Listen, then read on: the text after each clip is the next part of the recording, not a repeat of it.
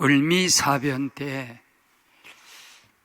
그 외경들이 얼마나 잔인하게 민비를 시해했던지, 민비가 자기 몸을 감췄기 때문에 민비를 잡기 위해서 궁정안을 다 이렇게 뒤지다가 저것이 민비다 그러니까 칼로 찔러서 난도질을 하고 불태워서 흔적도 없게 했어요. 그때 얼마나 고종 황제가 두려웠던지 둘러보니까 아무도 자기를 지킬 사람이 없는 거예요. 그때 선교사가 없냐? 외국인 선교사가 없냐? 그래서 그때 선교사들이 무슨 사냥총이든지 아니면은 자기를 호신하려고 갖고 있던 총을 가지고 나흘 동안 고종을 지켜주었어요. 그러니 어느 누구보다도 또 우리 기독교인 입장에서 8.15 광복절은 말도 못할 의의가 큽니다. 그때 우리 민족의 인구가 1700만, 기독교인은 20만, 1%도 안 됐어요. 그렇지만 한결같이 3.1운동 할 때도 교회에서 프린트해 태극기 그거 다 프린트해서 밤새도록 잡혀가고 목사님들 고난당하고 고통당하고 불지름 당하고 제합리교회, 영광에 가면 또 야월교회, 또 저 우리 고향 가면 지도에 청도교회, 말로 할 수가 없어요. 그런 박해와 핍박 속에서 하나님이 우리 민족에게 자유를 주셨는데 문제는 진리를 알지니 진리가 너희를 자유케 한다. 아들이 자유케 하리니 너희가 자유로워지리라. 이 말씀을 주신 배경은 가늠하다 현장에 잡힌 여자를 사두개인들과 바리새인들이 끌고 성전에 기도하시는 예수님 계시는 성전뜰로 데려왔어요. 우리 법에는, 내려오는 율법 전통법에는 가늠하다 현장에 잡히면 돌로 쳐서 죽이라 했는데 랍비인 우리의 선생이신 당신은 어떻게 하겠습니까? 그때 땅에다 마음을 잠깐 추스리고 땅에다 글씨를 썼어요. 무슨 글씨 쓴지는 모르지요. 어떤 사람은 그들의 죄를 썼다는 사람도 있고, 어떤 사람은 바리새인들 이름을 썼다는 사람도 있고, 하여튼 알 수는 없지만 마음을 추스리기 위해서 잠시 글씨를 이렇게 쓰시고, 글씨를 쓰니까 그 바리새인들과 사두개인들이 그 공격하는 말을 딱 중단하는 거예요. 그러면서 유명한 말씀을 하셨죠. 너희 중에 죄 없는 자가 먼저 돌을 치라. 원래 가늠하다 현장 잡히면 돌을 누가 치냐면 증인이, 내가 봤다는 증인이 돌을 딱 던지면 거기 있는 사람들이 다 돌 들어서 죽이는 거예요. 그런데 너희 중에 죄가 없는 사람이 있다면은 돌을 들어 이 여자를 치라. 그랬더니 양심의 가책을 받아서 죄 없는 사람이 누가 있어요? 다른 사람을 정죄하기는 쉽지만 죄 없는 사람이 누가 있어? 그러니까 다 떠나니까 애들도 따라서 떠났습니다. 주님이 그 여자를 보고 여자여, 너를 정죄한 자가 없느냐? 둘러보니까 아무도 없는 거예요. 없습니다. 나도 너를 정죄하지 않느니 가서 다시는 죄를 범하지 말라. 이렇게 해서 이 여자에게 자유를 주었는데, 아들이 주는 자유, 진리가 주는 자유, 진리의 영이신 성령이 주는 삼위일체 하나님이 주시는 이 자유는 온전한 자유고 얽어맬 수 없는 자유고 영원하신 자유예요. 이 여자를 해방시켜준 하나님의 자유를 주신 그 은혜, 그리고 혹시 우리들에게 무엇인가에 얽어맨 것이 있고 과거든지 현재든지 미래든지 그것이 무엇이라 할지라도 얽어맨 굴레를 가지고 이 자리에 오신 분이 계신다면 오늘 주님 말씀을 따라서 여러분의 모든 인간의 그 굴레, 그리고 모든 사슬 풀어지는 자유 역사가 있기를 주님 이름으로 축원합니다. 하나님이 풀어주신 이 자유는 왜 그러냐면 주의 성령이 내게 임했으니, 누가복음 4장 18절입니다. 가난한 자에게 복음을 전하게 하시려고 기름을 부으사 포로된 자에게 자유를, 눈먼 자에게 보게 함을, 눈인 자에게 자유와 은혜의 해를 선포하러 내가 왔다. 또 하나, 정죄되지 않는 자, 한 번 우리가 주님이 자유를 주었으면 절대 누구도 정죄할 수가 없어요. 보십시오. 여자야, 너를 정죄한 자가 있느냐? 사실 여자는 서서 고개를 숙이고 부끄럽게 만들었어요. 얼굴 들지 못하게 만들었어요. 더군다나 성전에 와서 그렇게 만들었어요. 주님 앞에 그렇게 만들었어요. 군중 앞에 그렇게 만들었어요. 그런데 죄 없는 자가 먼저 돌을 치라 그럴 때 모든 양심의 가책을 받고, 죄 없는 자가 누가 있겠어요? 그 다음에 아직도 군중이 없음에도 여자가 고개를 들지 못하고 떨구고 서 있는 걸 보고, 여자야, 너를 정죄한 자가 있느냐? 그러니까 한번 보려고 둘러보니까 사람이 하나도 없는 거예요. 없습니다. 주님, 아무도 나를 정죄할 자가 없습니다.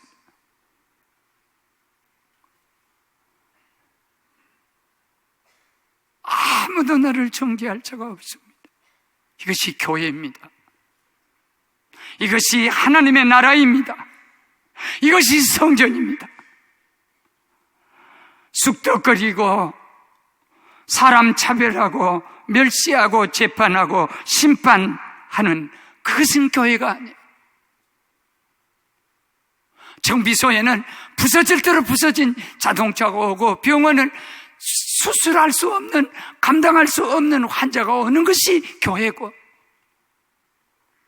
병원이고, 교회는 세상에서 아무도 어떻게 할 수 없는 부족하고 모자라고 병들고 쓰러진 자가 와서 정죄받는 것이 아니라 진리의 자유를 얻고, 진리의 영이 자유를 주고, 또 진리이신 주님이 주고, 로마서 8장 1절에 그리스도 예수 안에 있는 자에게는 결코 정죄함이 없나니, 사망의 우리 생명의 그 저주의 법에서 성령의 법이 생명으로 우리를 자유케 하셨느니라 그랬습니다. 우리는 절대로 누구를 정죄할 수, 나도 죄가 있는데 어떻게 정죄를 합니까? 사랑하는 여러분, 고전 중에 아주 교훈이 되는 고전이 하나 있는데, 굉장히 지혜로운 사람인데 한 번 실수를 했어요. 그래, 한 번 실수를 했는데 이 법이란 게 묘해가지고 이 사람은 절대 살려주면 안 된다고 사형 선고가 내리고 집행 날짜가 왔어요. 그런데 이 사람은 늘 입버릇처럼 하는 얘기가, 나 죽으면 이 나라가 손해난다, 나 죽으면 이 나라가 손해난다 계속 하니까 미친 소리인 줄 알았어요. 그래 마지막 집행하는 날 사형장에 끌고 가니까 이 사형수가 뭐라고 하냐면, 그 집행하는 집행관에게, 여보시오, 내 억울한 사정을 좀 임금에게 전해 주시오. 내가 죽게 되면 이 나라가 큰 손해를 봅니다. 그러니까 죄만 보지 말고 나를 죽이면 안 돼요. 나를 죽이면 나라가 큰 손해요. 그랬더니 너같이 죄 많은 놈을 살리고 죽이고 그것이 무슨 나라에 보탬이 되고 마이너스가 된다고 그러느냐. 제발 좀 임금님에게 그 말 좀 전해 주십시오. 그러니까 이 집행관이 죽은 사람은 소원도 들어준다고. 그래서 상감마마를 찾아가서, 임금님, 저 미친놈이 하나 들어와가지고 저 죽으면 나라가 손해난다고 꼭 좀 임금님에게 이 소식을 전해달라 해서 내가 왔습니다. 그래서 끌고 오니라. 그래 이 죄수를 끌고 갔더니 임금이 물었어요.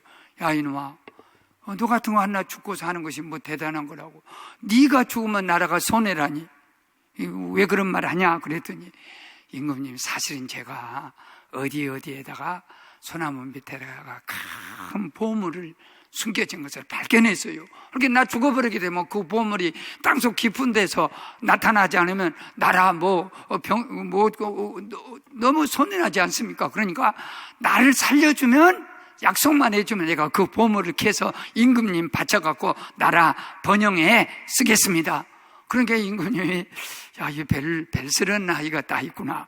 그래 좋게 생각을 해가지고 한번 가자 하고 삽을 들고 군중들과 같이 사형 집행관, 또 이 죄수 임금님, 또 모든 부하들 모두 같이 갔어요. 이 소나무 밑에가 큰 보물이 있어서 말도 못할 보물인데 이건 값을 칠 수 없는 보물이라고. 그래 범을 나오게 되면 내가 너를 살려주마. 삽을 주면서 네가 파라 했더니 저는 못 팝니다. 왜 네가 못 파? 나는 죄가 많아가지고요. 이걸 파는 죄인이 파면은 배락 맞아 죽어요. 뭔 말인지 짐작하지요? 그러면서 누구 보고 말하냐면 요 집행관인 관수가 이걸 팔면 좋겠다고 사람을 죽이고 살리는 그런 지도자니까. 그러더니 관수가 아이고 나도 죄가 있어서요. 저는 못해요. 그러니까 이 젊은이가 이 죄수가 뭐라고 하냐면 이 세상에서는 이 소나무 빚을 팔 사람은 한 사람밖에 없습니다. 누구냐? 이름을 대라 했더니 상가마마이시옵니다.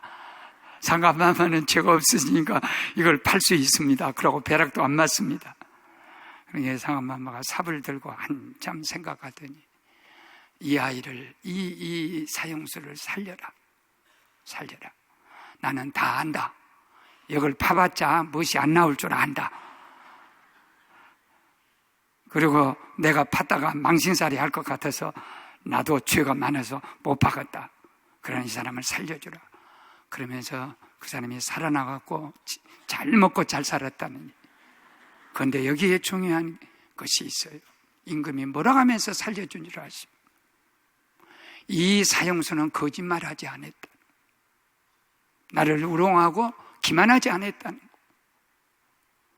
왜냐하면 두 가지를 가르쳐 주었다. 하나는 이 세상에 모든 사람이 죄가 있다는 것을 가르쳐 줍니다. 임금까지라도 모든 사람 앞에 죄 없는 사람이 없고 모든 사람은 죄라는 것을 깨우쳐 주셨다. 그 다음에 또 하나는 이 땅의 보물이 아니라 이 사형수가 보물이다. 이렇게 머리 좋은 사람을 죽였으면 나는 큰일 날 뻔했다. 이런 사람을 데려다가 등용했으면 나라가 죽을 자리에서도 살아날 수 있는 머리를 가진 지혜로운 사람인데 내가 이 사람 죄만 보고 죽일 뻔했다. 그래서 나는 보물을 건졌다. 어떤 보물이냐? 이렇게 죽을 자리에서 살아난 지혜로운 사람 보물을 건졌다. 아멘. 안 하네. 뭔 말인지 모르겠어요. 사람은 한 가지 죄, 한 가지 허물, 그런 것은 빙산의 일각에 불과합니다. 그 속에 얼마나 위대한 것이 들어있습니다. 이 여자가 한번 간음을 했어요. 그것만 봅니다. 저 간음했다고 그것만 봅니다. 그러면 주님은 그걸 보지 않는 거예요. 더 위대한 미래를 보는 거예요. 그렇기 때문에 사랑하는 여러분, 나도 너를 정죄하지 아니하노니 가서 다시는 죄를 범하지 말라. 이것이 세 번째 자유예요. 보십시오. 하나님은 풀어주세요. 어떤 죽음의 자리에서도 죽음의 그 번대지도 다 풀어주세요. 죽은 지 나흘 만에 된 썩어버린 나사로 그걸 풀고 결박한 것을 풀고 나오라 하고 사도 바울도 감옥 속에서 풀고 나오라 하고 시몬 같은 분은 주여 이제야 저를 세상의 사슬로부터 풀어주십니다. 죽음도 하나님이 죽음이라는 밧줄을 풀어서 하늘나라로 데려가면서 나도 너를 정죄하지 않는다는 걸.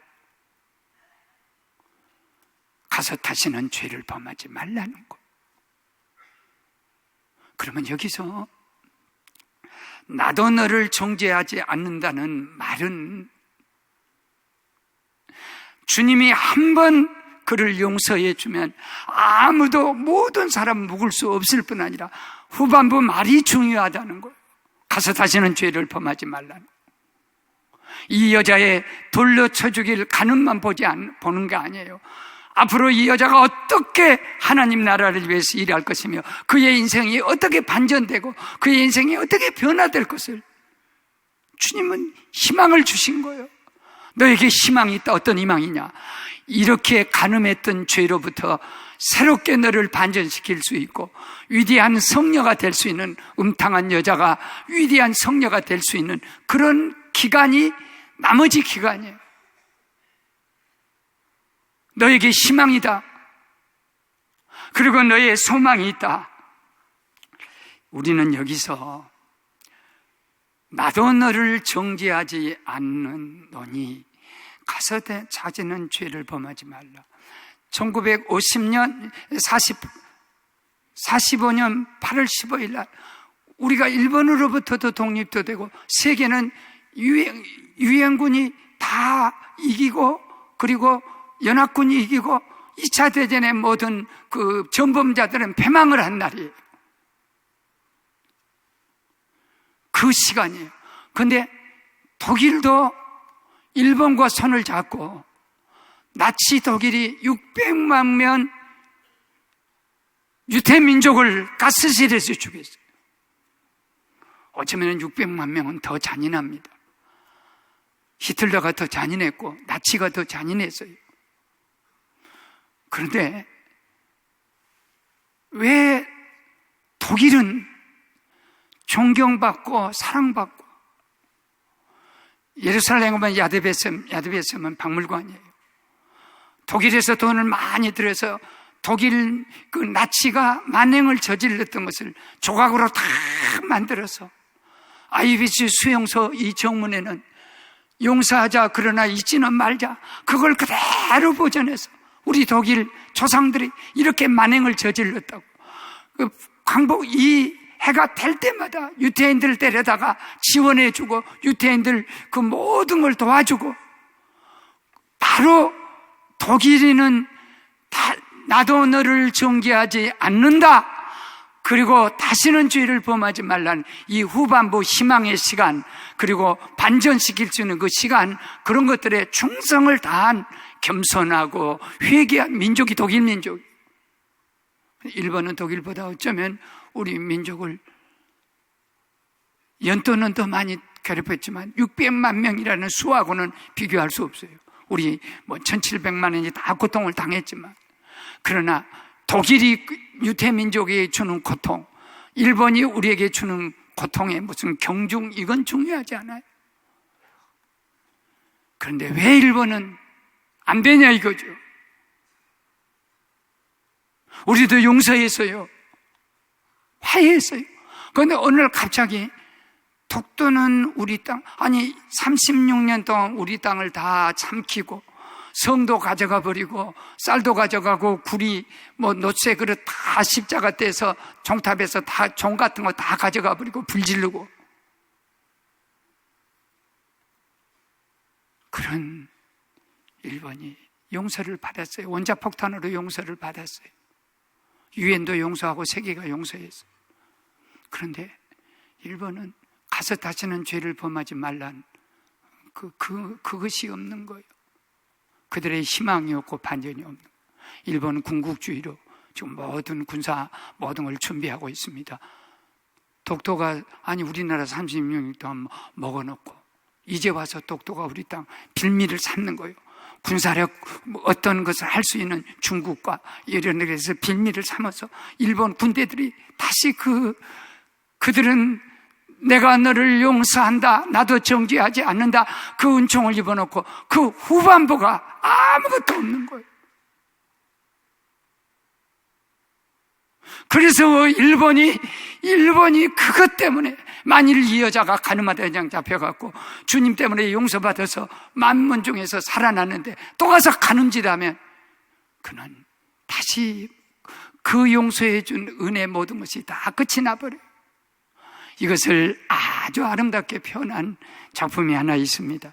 나는 이 작품을 목사로서 아주 소중히 간직하고 있는데, 우리 중학교 3학년 교과서에 나타나엘 호손의 큰바위 얼굴 중학교 교과서에 나올 만큼 훌륭한 작가세요. 이분이 청교도 작가인데, 이 나타나엘 호손은 이 17세기 보스턴, 미국의 보스턴 막 그 청교도들이 많이 와서 자리를 잡을 때 헤스트 프린이라는 한 여주인공이 유부녀이면서 간통을 해요. 그리고 아기까지 낳는 거예요. 보스턴 감옥에서 감금됐다가 군중 앞에서 재판을 받는 거예요. 그런데 그 법의 형벌이 뭐냐면, 이 헤스트 프린은 유부녀로서 간통해서 남의 아이까지 낳았기 때문에 사형을 시킬 수는 없고, 그 당시의 법은, 청교도 법은 사람을 죽이지는 않아요. 사형 제도는 없었어요. 사형시키지는 못한 대신에 검은 옷을 입혀가지고 여기다 A자, 그 A자는 아들털이, 간음이라는 큰 글씨를 써서 내보내요. 평생 동안 구원 입고 사는 거예요. 교회를 가도 박해를 받습니다. 저 여자가 교회에서 간통을 해서 저 애는 마귀 새끼야. 또 애까지 낳았어. 남한테 좋은 일을 해도 저것은 간음한 여자야. 사람이 살 수도 없을 만큼 그런 박해와 핍박을, 손가락질을 받다가 7년 딱 된 뒤에 그가 죽습니다. 죽어서 그의 비석에는 검은 옷에 주홍글씨라는 비석을 쓰고 죽는데, 나타나엘 호손이 이 헤스더 프린이라는 청교도 시대의 신앙인은 한 간통한 여자를 어떻게 표현해서 그 청교도 시대, 이 시대를, 기독교를 변화시켰냐면, 원래 이 아들터리는 간음이라는 숫자예요. 영어로 아들터리, 그러면 간음이라는 거예요. 그런데 7년이 지난 다음에 헤스터 프린을 볼 때 A자를 아들터리로, 간음으로 읽는 사람은 하나도 없고, 천사, 하나님이 이 땅에 보내주신 천사라 A자로 읽어준다. 너를 정죄하지 않는다. 다시는 죄를 범하지 말라. 그 다음에 있는 후반부, 하나님이 내게 기회를 주신, 사형시키지 않고 인생을 살아갈 수 있는 그 기회를, 아들터리를 엔젤로 살아가야 쓰겠다는, 다시는 죄를 범하지 말라는 그의 삶의 후반부가 위대한 역사를 이루었던 것처럼, 오늘 사랑하는 여러분, 저는 아름다운 결론 한 가지를 말씀으로 마치려고 생각합니다. 원래 성전에서 피 흘리게 하려고, 예수를 사로잡아서 미끼로 쓰려고, 사람을 인간 미끼로 쓰려고 성전에 끌고 와서 돌로 쳐 죽이라, 아니면 살리라, 이렇게 했는데, 이것은 하나님의 거꾸로 주시는 은혜예요. 만일 이 여자를 바리새인과 사두개인들이 법정에 끌고 가면 즉석에서 돌에 맞아 죽어요. 성전에 왔다는 거예요. 그리고 주님 앞에 왔다는 거예요. 주님을 올고 밀라고 왔다는 거예요. 그런데 하나님은 그걸 바꿔 거꾸로 만들어주셔서 그를 살려주시고 그에게 후반부 인생의 희망을 주신 것처럼, 오늘 사랑하는 여러분, 우리가 누가 오든지 간에 이 교회에 잘 오신 거예요. 이 교회에 오시게 되면 우리가 어떤 모습으로 왔든지 간에 주님께서는 여러분의 삶을 바꿔주실 줄 믿습니다. 죽으려고 왔던 자리를 살려주실 거예요. 그리고 위대한 역사로 거꾸로 바꿔주실 거예요. 이 아름다운 견해를 갖고 그 후반부의 생애에 위대하게 역사할 수 있고 반응할 수 있는 축복이 있기를 주님 이름으로 축원합니다.